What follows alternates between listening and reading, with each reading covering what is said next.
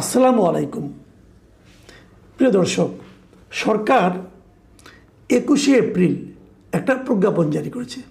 সরকারের স্থানীয় সরকার বিভাগ, মানে স্থানীয় সরকার ও পল্লী উন্নয়ন ও সমবায় মন্ত্রণালয়, যার মন্ত্রী হলেন আমাদের বিএনপি মহাসচিব মির্জা ফখরুল ইসলাম আলমগীর এবং প্রতিমন্ত্রী মিস্টার শাহ আলম। যাই হোক, এই মন্ত্রণালয় একটা প্রজ্ঞাপন জারি করেছে। সেই প্রজ্ঞাপনটা হলো প্রতিটা উপজেলায় উপজেলা পরিষদের যে কমপ্লেক্স ভবন আছে, সেই ভবনে দ্বিতীয় তলায় একটা করে পরিদর্শন কক্ষ স্থাপন করতে হবে এবং সেই পরিদর্শন কক্ষ হবে ওয়াশরুম সহ, মানে অ্যাটাচড বাথ যেটাকে বলা হয়, একটা অ্যাটাচড বাথ সহ একটা পরিদর্শন কক্ষ করতে হবে। কেন?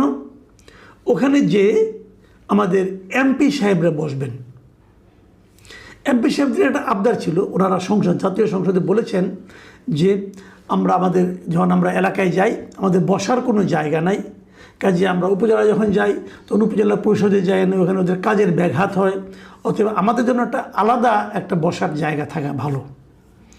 এটা আপাত দৃষ্টিতে ভালোই মনে হয়, আমার কাছেও ভালো মনে হয়, এটা খারাপ না, আইডিয়াটা খারাপ না। একটা রুম তো থাকতেই পারে, কক্ষ তো থাকতেই পারে, কিন্তু আপাত দৃষ্টিতে যতটুকু মনে হয় আসলে ঘটনাটা কি সেভাবে ঘটবে না। এটা হবে ক্ষমতার একটা বিকল্প জায়গা। যখন এই এমপি সাহেবরা এলাকায় না থাকবেন, তখন এখানে কিন্তু ওনার চামচারা বসে মোটামুটি উপজেলা নির্বাহী অফিসার যিনি আছেন অথবা উপজেলা পরিষদ যেটা আছে তাদের উপর খবরদারি করবে। এমনিতেই আমাদের দেশের স্থানীয় সরকার যে ব্যবস্থাটা আছে সেটা কিন্তু মোটামুটি বিকলাঙ্গ করে দেওয়া হয়েছে এই এমপিদেরকে তার উপর উপদেষ্টা হিসেবে বসিয়ে দেওয়ার কারণে। এমপিরা কিন্তু স্থানীয় পর্যায়ে যত রকম উন্নয়ন কর্মকাণ্ড আছে এগুলো কিন্তু স্থানীয় সরকারের করা কথা, মানে উপজেলা চেয়ারম্যানের করা কথা, সেগুলোর উপর তিনি হলেন উপদেষ্টা হওয়ার কারণে ওনার উপদেশের বাইরে আর কিছুই হতে পারে না।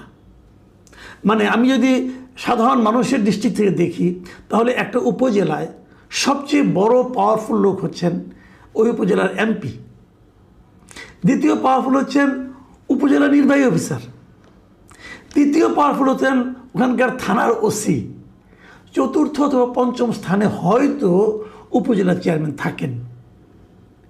কিন্তু নীতিগতভাবে যদি হয়, সারা দুনিয়াতেই স্থানীয় সরকার মানে স্থানীয়ভাবে সেই সরকার, এটাই হলো মূল কথা। এবং আমাদের দেশে আমাদের যে সংবিধান আছে, ধরেন সংবিধান আলাপ বাদ দেন, আমি সংবিধান তো ইচ্ছা হলে মানবেন, ইচ্ছা হলে মানবেন না, এমন একটা অবস্থায় গত 18 মাসে এই সংবিধানকে নিয়ে যাওয়া হয়েছে। কাজে সংবিধানের কথা বলে আর নিজেকেও বিব্রত না করি।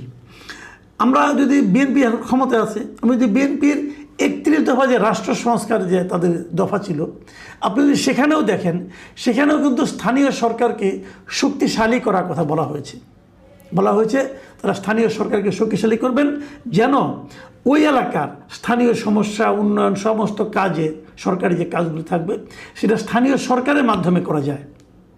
কিন্তু আমাদের দেশে কখনোই স্থানীয় সরকারকে শক্তিশালী করা হয়নি এরকমভাবে। একদম স্থানীয় সরকার হলেন, মানে উপজেলা চেয়ারম্যান হলেন, তাকে কিন্তু যে কোনো সময় গভর্নমেন্টের পক্ষ থেকে মন্ত্রণালয় তাকে কিন্তু ওখান থেকে বরখাস্ত করতে পারত, সরিয়ে দিতে পারত।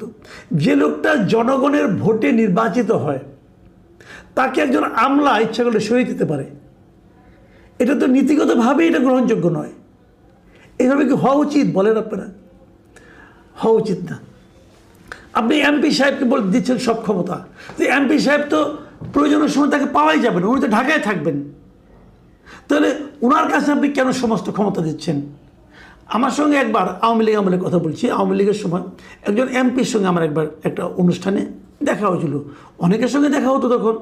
তো একটা টকশোতে গিয়েছি, ওই এমপি সাহেবও আসছিলেন। তো মানে অনুষ্ঠান শুরু হওয়ার আগে কিছুক্ষণ এমনি আলাপ চাহিদা চলছিল, তখন ওখানে ওনার বেশ কিছু ফোন আসলো, এলাকা থেকে ফোন আসলো, ওখানকার উপজেলা চেয়ারম্যানও ফোন করলেন একবার দেখলাম, এবং ওখানকার আরও তার দলীয় কিছু কর্মীরা ফোন করলো, কিছু উন্নয়ন কাজ দিয়ে শুনলাম, উনি কিছু পরামর্শ দিলেন।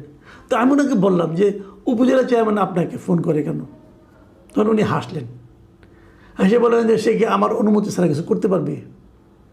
আমি কিছু কেন, এটা কি ব্যক্তি হিসেবে আপনি এই পাওয়ারটা খাটাচ্ছেন, নাকি পদটাই এরকম পাওয়ার?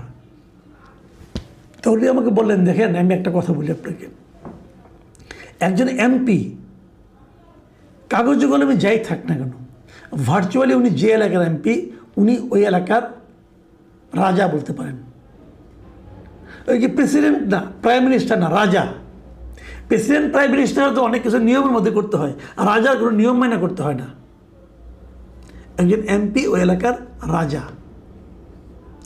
তো একজন এমপির যে কি বিপুল ক্ষমতা, এটা আপনাকে আমি বলে বোঝাতে পারবো না।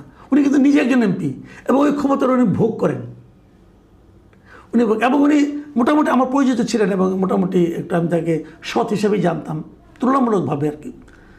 ক্ষমতা এগুলো তো কেউ সৎ থাকেন না, তো ধরে নিচ্ছি উনি তুলনামূলকভাবে ছিলেন। এবং উনি আমাকে বললেন যে এই ক্ষমতাটা আমাদের দেওয়া উচিত না। আমি নিজে এমপি হয়ে বলছি, আমাদের হাতে এত ক্ষমতা থাকা উচিত না, একজন ব্যক্তির হাতে এত ক্ষমতা এটা উচিত নয়, উনি বলছিলেন।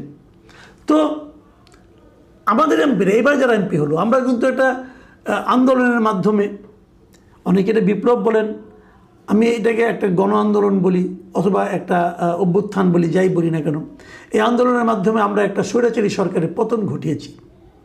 এবং আন্দোলনের মাধ্যমে প্রাপ্ত যে সরকার এসেছে তারা একটা নির্বাচন দিয়েছে। এই নির্বাচনটা, যদিও আমি এই নির্বাচনটাকে অসম্পূর্ণ নির্বাচন মনে করি, বিকলাঙ্গ নির্বাচন মনে করি, কারণ এই নির্বাচনে একটা বড় দল অংশই নিতে পারেনি। তারপরেও যতটুকু নির্বাচন হয়েছে মোটামুটি ভালোই ভোট হয়েছে, খারাপ হয়নি।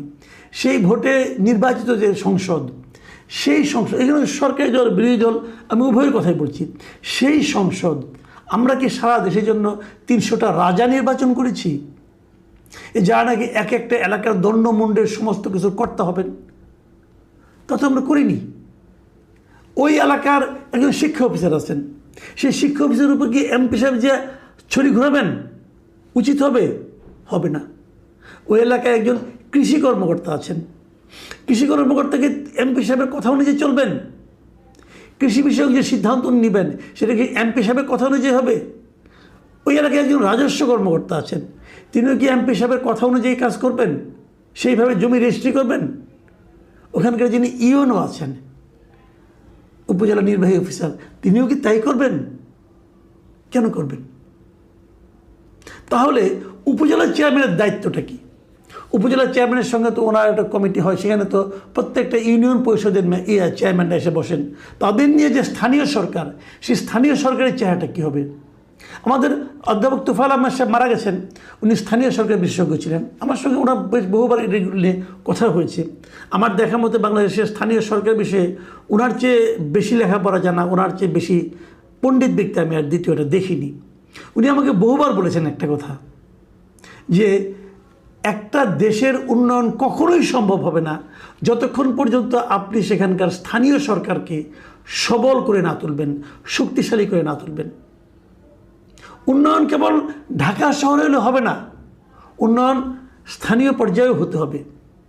আপনারা ভাবুন একটা জিনিস, আপনার সারাটা শরীর মনে করেন শুকনা লিকলিকি, মুখটা মাথাটা ফুলে এত বড় হয়ে গেছে, এটা কি আপনার স্বাস্থ্যের লক্ষণ, নাকি অসুস্থতার লক্ষণ, নাকি রোগের লক্ষণ? সারা দেশ একভাবে লিকলিকে আছে, ঢাকা শহরকে আপনি সৌন্দর্যমণ্ডিত করছেন, এটা কিন্তু স্বাস্থ্যের লক্ষণ নয়। দেশ এভাবে উন্নত হবে না, বরঞ্চ আমি মনে করি স্থানীয় সরকারকে আরও পাওয়ারফুল করতে হবে। এভাবে পাওয়ারফুল করতে হবে যে স্থানীয় সরকার যে নির্বাচিত সরকার হবে তাকে যেন মন্ত্রণালয় তাকে যেন বরখাস্ত করতে না পারে, তাকে যেন মন্ত্রণালয় সাসপেন্ড করতে না পারে।